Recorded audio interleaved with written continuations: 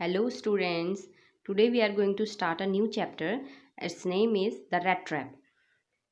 बच्चों rat trap होता है चूहादानी, यानी जिसमें चूहों को पकड़ के फंसाया जाता है। तो ये जो लिखा है सेल्मा लेज़लॉफ ने लिखा है। ये जो लेखिका हैं was a Swedish writer whose stories have been translated into many languages. ये स्वीडन की रहने वाली हैं, तो इनकी जो कहानियाँ हैं वो कई भाषाओं में ट्रांसलेट की जाती हैं। Universal theme runs through all of them. एक यूनिवर्सल थीम, एक सार्वभौमिक कहानी या थीम कहो, इनकी हर कहानी में देखने को मिलती है। और वो क्या है? अ बिलीफ, एक ऐसा विश्वास that the essential goodness in a human being can be awaken, कि एक ऐसा विश्वास कि जो गुडनेस है, ह्यूमन गुडनेस, मनुष्य में ये जो अच्छाई है उसको जगाया जा सकता है थ्रू अंडरस्टैंडिंग। किसके द्वारा? अंडरस्टैंडिंग के द्वारा एंड लव के द्वारा। This story is set amidst the mine of Sweden. ये कहानी भी स्वीडन की खानों के बीच की कहानी है। रिच इन आयरन ओर, जो कि लौह अयस्क से भरपूर हैं, ऐसे खानों की कहानी है। Which figure large in the history and legends of that country, यानी उस देश के कहानियों और उनके इतिहास में इस इनके बारे में कई कहानियाँ प्रचलित है। The story is told somewhat in the manner of A fairy tale. ये कहानी जो है कुछ परियों की कहानी की तरह सुनाई गई है। आओ हम इस कहानी को अब पढ़ते हैं, लाइन बाई लाइन इस कहानी को समझते हैं। बच्चों, अगर आपको मेरा चैनल पसंद आ रहा है तो please like and subscribe. Okay, now let us start our chapter. Once upon a time there was a man who went around selling small red trap of fire. एक समय की बात है कि एक आदमी था जो बेचा करता था, सेलिंग करता था स्मॉल रेड ट्रैप, छोटे छोटे चूहादानियों को, ऑफ वायर, जो कि तार की बनी हुई होती थी। He made them himself by odd movements, और वो खुद उनको बनाता था ऑड मूवमेंट्स में, यानी विपरीत परिस्थितियों में, ऐसी परिस्थितियों में जब कुछ करने को नहीं होता था तो वो चूहादानियाँ बनाया करता था। From the material he got by begging in the store और एट द बिग फार्म्स। और मटेरियल इसको कहाँ से मिलता था? बाय बेगिंग, भीख मांगा करता था स्टोर हाउसेस के सामने, बिग फार्म्स के आगे वो भीख मांगकर उस मटेरियल को, यानी रॉ मटेरियल को प्राप्त करता था। बट इवन सो, लेकिन फिर भी the business was not specially profitable, लेकिन उसका बिजनेस जो था वो बहुत ज़्यादा प्रॉफिटेबल नहीं था। So he had to resort to both begging and petty thievery to keep body and soul together. यहाँ पर देखो बच्चों, हैड टू लिखा हुआ है। हैड टू मीन्स होता है कि करना पड़ता था, जबरदस्ती थी। हैड टू मीन्स करना पड़ता था। रिजॉर्ट टू बोथ बैगिंग, उसको दोनों ही चीज़ें करनी लग पड़ती थी। अब दोनों चीज़ें क्या थी? बैगिंग, उसको भीख भी मांगनी पड़ती थी। पैटी थाइवरी का मतलब होता है छोटी मोटी चोरियाँ, उसको छोटी मोटी चोरियाँ भी करनी पड़ जाती थी, क्योंकि बिजनेस जो था वो प्रॉफिटेबल नहीं था। To keep body and soul together, यहाँ पर एक वर्ड आया है keep body and soul together. बच्चों, इसका मतलब होता है कि अपनी आजीविका को चलाना। ठीक। Even so his clothes were in rags, इसके बाद भी उसके जो क्लॉथ्स थे, उसके जो कपड़े थे वो रैक्स यानी फटे पुराने थे। हिज चीक्स वर संकन, बिल्कुल पिचके हुए से गाल थे। And hunger gleams in his eyes, भूख जो है उसकी आंखों से चमक रही थी, यानी बहुत ज़्यादा उसके चेहरे को देखकर ही पता लगाया जा सकता था कि वो बहुत ज़्यादा भूखा था। No one can imagine how sad and monotonous life can appear to such a vagabond. कोई नहीं इमेजिन कर सकता, no one can imagine how sad, कितना कितना दुख उसको है। मोनोटोनस लाइफ, इसका मतलब होता है नीरस, उबाऊ, डल, एक ऐसी लाइफ वो जी रहा है। Can appear to such a vagabond, vagabond जो आवारा इधर उधर घूमता रहता है, जिसका ना होम है, एक प्लेस है, यानी एक जगह पर वो टिक के नहीं रहता है। तो उसकी जो लाइफ है कोई इमेजिन नहीं कर सकता कि कितनी सैड और कितनी उबाऊ हो सकती है। हु प्लॉट्स, प्लॉट्स मीन्स होता है भारी भारी कदमों के साथ चलना। बच्चों, जब हम बहुत ज़्यादा थक जाते हैं तो जैसी पोजीशन में हम चलते हैं उसको प्लॉटिंग कहा जाता है। तो who plots along the road, वो रोड पे चला करता था, बड़े भारी कदमों के साथ चलता था। Left to his own meditation, और अपनी ही मेडिटेशन, अपने ही ध्यान में खोया हुआ रहता है। बट वन डे, लेकिन एक दिन, this man had fallen into a line of thought, ये आदमी जो है fallen into a line of thought, एक विचार में जाके फंस गया, यानी एक विचार इसके दिमाग में आया which really seem to him entertaining, जो उसको बहुत ज़्यादा एंटरटेनिंग लग रहा था, बहुत ज़्यादा मनोरंजक विचारों से लग रहा था। He had naturally been thinking of his red traps, क्योंकि नेचुरली वो हमेशा ही अपनी रेड ट्रैप्स के बारे में सोचा करता था। When suddenly he was struck, तो सोचते सोचते अचानक सडनली जो है स्ट्रक, एक आइडिया उसको आया, that he the whole world about him, उसके लिए ये पूरा संसार जो है, the whole world with its land, चाहे वो लैंड हो, सी हो, सिटीज़ हो, विलेजेस हो, was nothing but a big rat trap, कुछ भी नहीं है, वो ओनली एक रैट ट्रैप की तरह, यानी पूरा संसार जो है वो एक चूहेदानी की तरह ही है, एक जाल है। It had never existed for any other purpose, इसको किसी और पर्पज़ के लिए नहीं बनाया गया है। देन टू सेट, केवल एक ही पर्पज़ है इस पूरे संसार को बनाने का, सेट बेट्स फॉर पीपल, कि संसार में लोगों के लिए क्या भर दिया गया है। बेट्स, बेट्स होता है चारा। चारा बच्चों, जब हम किसी मछली को पकड़ते हैं, चिड़िया पकड़ते हैं, या कोई भी जानवर कहो, रैट ट्रैप में चूहा पकड़ते हैं, तो उससे उसके लिए लालच के लिए, यानी उसको उस जाल में फंसाने के लिए एक चारा डाला जाता है, तो उसको बेट्स कहा जाता है। तो टू सेट बेट्स, तो ये पूरा जो संसार है इसमें चारों तरफ क्या है, बेट्स, यानी चारे डाले गए हैं लोगों के लिए, और ये संसार जो है एक रैट ट्रैप है। It offers riches and joy, ये संसार जो है ऑफर करता है रिचेज, यहाँ की धन संपत्ति, जॉय, यहाँ की खुशी, शेल्टर, फूड, हीट, क्लॉथिंग, यानी जो कुछ भी है यहाँ, ये सब क्या करता है, अट्रैक्ट करता है। एग्जैक्टली, ठीक उसी तरीके से as a rat trap offers cheese, जिस तरीके से रैट ट्रैप में चीज़ एंड पॉक, पॉक होता है सुअर का मांस, जैसे लगाया जाता है ना चूहे को फंसाने के लिए, ठीक उसी तरीके से संसार में भी ये सारी चीज़ें इसीलिए बनाई गई हैं। ये वो चलते चलते सोच रहा है। And as soon as anyone let himself be tempted to touch the bait, और एज सुन एज का मतलब होता है ज्यों ही एनीवन, कोई भी, let himself to be tempted, लालच में जाता है और टच द बेट्स, उस चारे को टच करता है, it closed in on him, तो वो जाल जो है क्लोज हो जाता है। And then everything came to an end, और सब कुछ खत्म हो जाता है, यानी वो इंसान उस जाल में फंस जाता है। The world had of course never been very kind to him, वास्तव में ये संसार भी उसके लिए कभी दयालु नहीं रहा, बहुत ही बेकार रहा, यानी उसने अपने पूरे लाइफ में इस संसार में दुख ही दुख पाए हैं, ऐसा वो हमको कह रहा है। So it gave him unwanted Joy, जब कभी भी उसको जॉय मिलता था, टू थिंक इल, तो वो बुरा ही सोचता था, यार कह रहा कि ये खुशी मिली तो हो सकता है कि इसके बाद कुछ बुरा मिलेगा। Of it in this way, तो इसी तरीके से सोचता था, यानी वो खुशियों को क्या सोच लेता था, एक बेड्स है, एक चारा है, अब इसमें फंस जाऊंगा फिर मुझे दुख ही दुख मिलेगा, तो ऐसा उसका सोचना था। It became a cherished pastime to his, तो ये उसका एक पास टाइम का तरीका हो गया, यानी टाइम पास करने का तरीका हो गया।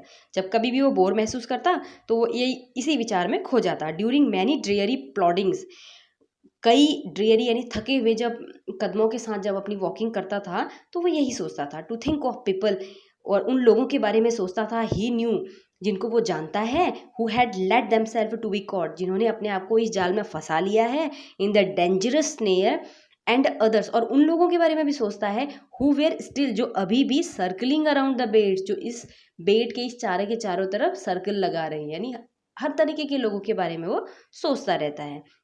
और इस संसार को कैसे देखता है, एक रैट ट्रैप की तरह, जो यानी इस लालच में फंस गए हैं और जो फंसने के लिए जा रहे हैं, यानी चारों तरफ इसके चक्कर लगा रहे हैं। अब आगे के पैराग्राफ की तरफ बढ़ते हैं। One dark evening as he was trudging along the road he caught sight of a little grey cottage. एक डार्क इवनिंग, एक अंधेरी सी शाम थी, as he was trudging, trudging means बच्चों फिर वही प्लॉडिंग, यानी बड़े बड़े कदमों के साथ, भारी कदमों के साथ रोड पे चलना, वो चल रहा था। Along the road he caught sight of a little grey cottage, एक छोटा सा ग्रे कलर के कॉटेज पे उसकी नज़र पड़ी, बाय द रोड साइड, जो कि रोड साइड पे कहीं था। And he knocked on the door, तो उसने दरवाज़ा खटखटाया। And ask shelter for the night, और रात के लिए शेल्टर मांगी, शरण मांगी। नॉर वॉज ही रिफ्यूज्ड, उसको मना भी नहीं किया गया, इंस्टेड ऑफ, बल्कि the sour face was ordinarily met him, तो वो जो आदमी उसके अंदर रहता था, उसने उसको, उसका जो फेस था बड़ा खुश नज़र आया, यानी उस रेड ट्रैप वाले को देख के बड़ा वो खुश हो गया। द ओनर, जो मालिक था, who was an old man, वो एक बूढ़ा सा आदमी था, विदाउट वाइफ, उसकी वाइफ भी नहीं थी, चाइल्ड भी नहीं थे, was happy to get someone, बहुत ज़्यादा खुश हुआ था। क्यों? To get someone to talk to in his loneliness, कि मेरे अकेलेपन में मुझे कोई बोलने वाला मिल गया। Immediately he put the porridge pot on the fire, तो तुरंत उसने क्या किया, पॉरिज होता है यानी जो हलवा, खीर, जैर, जो भी उसने काढ़ा बनाया था उसको कहा जा रहा है यहाँ पर, उसने क्या किया, उसको आग पे रखा क्योंकि सर्दियों के दिन थे, on the fire, and gave him supper, supper रात का खाना, तो उसको रात का खाना दे दिया। Then he carved off such a big slice, carved off का मतलब उसने कट किया, सच अ बिग स्लाइस, बड़ा सा स्लाइस, एक बड़ा सा पीस उसने कट किया फ्रॉम हिज टोबैको रोल, एक टोबैको यानी तंबाकू का रोल उसके पास पड़ा हुआ था, उसमें से बड़ा सा स्लाइस निकाला। That it was enough both for the strangers pipe and his own, और देखा कि हाँ अब इतने बड़े से हम दोनों के लिए हो जाएगा। Finally he got out an old pack of cards, और अंत में उसने क्या निकाला, कार्ड्स यानी ताश के पत्ते निकाले, एंड ए प्लेड, और खेलने लगे क्या, मैजोलिस, मैजोलिस ताश का ये खेल होता है वो खेलने लगे। विथ हिज गेस्ट, यानी अपने गेस्ट के साथ वो खेल रहा था, अनटिल बेड टाइम, वो तब तक खेलता रहा जब तक कि उनके सोने का समय नहीं हो गया। The old man was just as generous with his confidence as with his porridge and tobacco. यहाँ पर देखो उसकी इस उदारता को किससे कंपेयर किया गया है, यानी जैसे वो अपने टबैको, अपने तंबाकू, अपने पॉरिज यानी अपने उस घर के सामान या जो भी उसने पकाया था उनके प्रति जिस तरीके से वो फेमिलियर था, ठीक उसी तरीके से वो व्यवहार किसके साथ कर रहा था, उस रेड ट्रैप वाले के साथ। बल्कि वो अजनबी था लेकिन फिर भी वो उसके साथ बड़ा ही उदार व्यवहार कर रहा था। The guest was informed at once that in his day of prosperity, अब वो गेस्ट को अपनी कहानी भी सुना रहा है, क्या कह रहा है, once that in his days, कि अपने समय में जब प्रॉस्पेरिटी यानी जब मैं समृद्धशाली हुआ करता था, his host had been a crofter, वो एक क्रॉफ्टर यानी एक वर्कर हुआ करता था, at Ramsjo's iron work, Ramsjo एक फैक्ट्री का नाम है, उसके जहाँ लोहे का काम किया जाता था उस फैक्ट्री में मैं काम करता था। And had worked on the land, और बहुत काम किया, वर्कड किया, उनकी ज़मीन पर बहुत काम किया मैंने। Now that he was no longer able to do the day labour, कि अब वो इतना योग्य नहीं है कि वो दिन में काम कर सके। It was his cow which supported him, अब उसकी जो गाय है वो उसको सपोर्ट करती है। येस दैट बॉजी, बॉजी यानी इसको हट्टी कट्टी बता रहा है, वॉज एक्स्ट्रा ऑर्डिनरी, वो एक्स्ट्रा ऑर्डिनरी गाय है। She could gave milk for the creamery, वो इतना दूध दे देती है कि मैं क्रीमरी, क्रीमरी या जहाँ क्रीम निकाला जाता है, क्रीम कहाँ निकाला जाता है, यानी डेयरी में जहाँ दूध दिया जाता है, तो वहाँ तक मैं इस गाय का दूध पहुँचा आता हूँ, यानी इतना मुझे दे देता है कि मेरे लिए भी हो जाता है और डेयरी में देने के लिए भी हो जाता है, एवरी डे देता हूँ। लास्ट मंथ, और पिछले महीने क्या हुआ था, he had received all the 30 kronor in a payment, तो उसने 30 क्रोनर, ये स्वीडन की करेंसी है, जैसे इंडियन करेंसी रुपया है तो वो स्वीडिश करेंसी है क्रोनर, तो उसको 30 क्रोनर मिले थे डेली डेली वहाँ दूध पहुँचाने के बाद। The stranger must have seemed incredulous, वो स्ट्रेंजर जो था, जो अजनबी उसके घर गया था, वो बहुत ज़्यादा इनक्रेडुलस, इनक्रेडुलस का मतलब होता है विश्वास करने, जो यानी जो विश्वास न कर पाए किसी पर, इनक्रेडुलस विश्वास करना जब मुश्किल हो जाए तो उसके लिए इंग्लिश में वर्ड करते हैं इनक्रेडुलस, यानी अविश्वसनीय। तो स्ट्रेंजर के लिए ये बात बड़ी अविश्वसनीय लग रही थी कि उसको 30 क्रोनर मिलते हैं इस गाय के दूध से। For the old man got up, तो ऐसा देखकर, उसके फेस पर ऐसे एक्सप्रेशन देखकर, तो वो बूढ़ा आदमी खड़ा हुआ and went to the window, और खिड़की की तरफ बढ़ा। टुक द लेदर पाउच, उसने लेदर का वो पाउच निकाला, which hung on a nail in the very window frame, जो कि विंडो फ्रेम में लगे कील पे टंगा हुआ था। And picked out the 3 wrinkled 10 kronor bills, तो उसने 3 10 क्रोनर के अलग अलग नोट निकाले जो कि रिंकल किए हुए थे, बड़े कुचले हुए से थे। These he held up before the eyes of his guest, और अपने गेस्ट के सामने वो उसको हिलाने लगा, नोडिंग नोइंगली, और जानबूझ के उसको दिखा रहा है। एंड देन, और तब फिर क्या किया, stuffed them back into the pouch, दोबारा से पाउच में रख दिया। The next day both man got up, और अगले दिन क्या, दोनों सुबह उठे, खड़े हुए, इन गुड सीजन, बहुत अच्छा मौसम था। The crofter was in the hurry to milk his cow, crofter जो था अपनी गाय को दूध निकालने के लिए बहुत ज़्यादा जल्दबाजी में था। And the other man probably thought, जो दूसरा आदमी था उसने सोचा, that he should not stay in bed when the head of the house had got up, कि अगर इस हाउस का हेड जो मालिक है वो उठ गया तो मुझे भी उठ जाना चाहिए। दे लेफ्ट द कॉटेज, उन्होंने उस कॉटेज को छोड़ दिया। एट द सेम टाइम दोनों एक ही साथ निकले। The crofter locked the door, crofter ने दरवाजे को बंद किया। Put the key in his pocket, अपने जेब में डाली उसकी की, उसकी चाबी। The man with the red trap said goodbye and thank you, and thereupon each went to his own way, और इस तरीके से वो दोनों एक दूसरे को थैंक करते हुए अपने अपने रास्ते पर चल पड़े। But half an hour later, लेकिन आधे घंटे के बाद, the red trap peddler stood again before the door, आधे घंटे के बाद वो रेड ट्रैप का जो ओनर था, यानी जो चूहादानी बेचने वाला था, वो दोबारा से क्या हो गया, उस दरवाजे के सामने खड़ा हो गया। He did not try to get in, वो अंदर जाने की तो उसने कोशिश नहीं की, बल्कि he only went up to the window, खिड़की के पास गया, स्मैश्ड अ पेन, स्मैश्ड यानी कुचलना तोड़ना कहो, पेन उसने खिड़की का एक शीशा तोड़ा, स्ट्रक इन हिज हैंड, और यानी हाथ से मार के, and God hold on the pouch, वो पाउच जो वहाँ लटका हुआ था उसको पकड़ा, विद अ 30 क्रोनर, 30 क्रोनर के साथ था। ही टुक द मनी, उसने पैसा लिया, and thrust in to his own pocket, अपने पॉकेट में डाला, then he hung the leather pouch very carefully back it its place, और तो केयरफुली वो वहीं पर दोबारा से उसको टांग दिया, एंड वेंट अवे, और चलता बना। As he walked along with the money, जैसे जैसे वो उस पैसे के साथ जा रहा था in the pocket, he felt quite pleased with his smartness, अपनी स्मार्टनेस को देख के बड़ा खुश हो रहा था कि मैंने कितनी स्मार्टनेस के साथ ये चोरी किया। ही रियलाइज्ड, उसको तब एहसास हुआ, of course that at first he dare not continue on the public highway, उसको क्या एहसास हुआ कि मुझे अभी पब्लिक हाईवे पर जाने की हिम्मत नहीं दिखानी चाहिए, but must turn off the road, बल्कि रोड से हट जाना चाहिए, इन टू द वुड्स, जंगल की तरफ। During the first hour this caused him no difficulty, शुरुआत के घंटों में तो उसको कुछ महसूस नहीं हुआ, कोई परेशानी नहीं आई, लेटर, लेकिन बाद में in the day it become worse, worse होता है बच्चों बैड की second degree, worse worse worst, यानी बैड वर्स वर्स्ट, तो यहाँ पर उसकी डिग्री बताई गई है, तो यानी बहुत बुरा, पूरे दिन उसको बहुत बुरा बुरा महसूस होने लगा उसके बाद।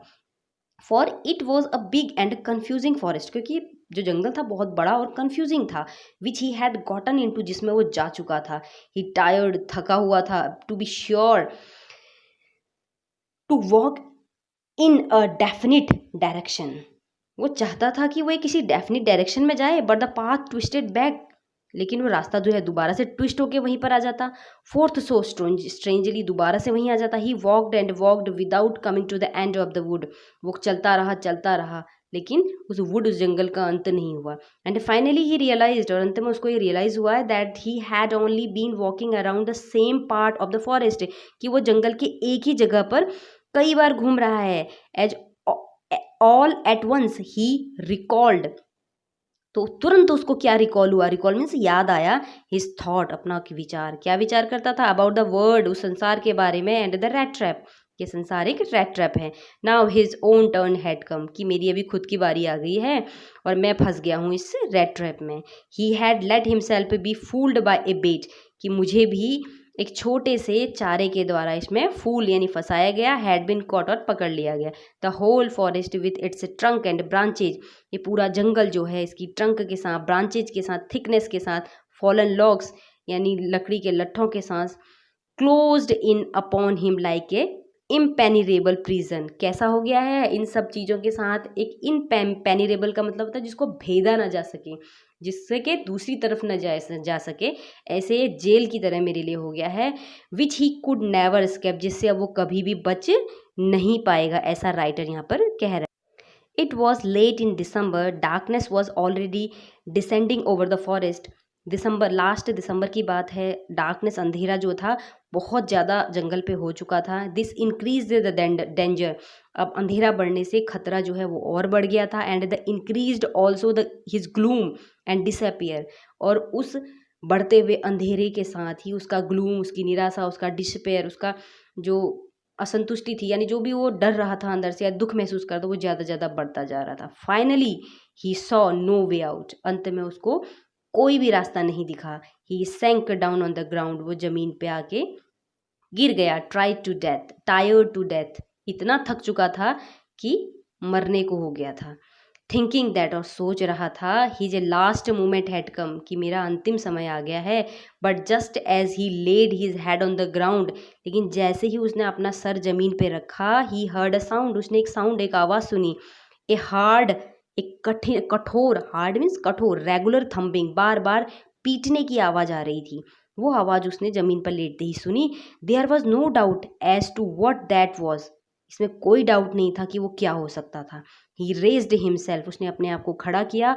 Those are hammers strokes from an iron mill, ये हैमर यानी हथौड़े की चोट की आवाज़ थी, स्ट्रोक्स आयरन की मिल से आ रही थी। उसने सोचा there must be people nearby, उसने कहा यहाँ ज़रूर नज़दीक कहीं लोग रहते हैं। He summoned all his strength, उसने अपनी सारी शक्ति बटोरी। समन मीन्स होता है वैसे बुलाना, यहाँ पर स्ट्रेंथ को कलेक्ट करना। गॉट अप, खड़ा हुआ, and staggered in the direction of the sound, और जिस तरह यानी डायरेक्शन से साउंड आ रही थी उसकी तरफ बढ़ता चला गया।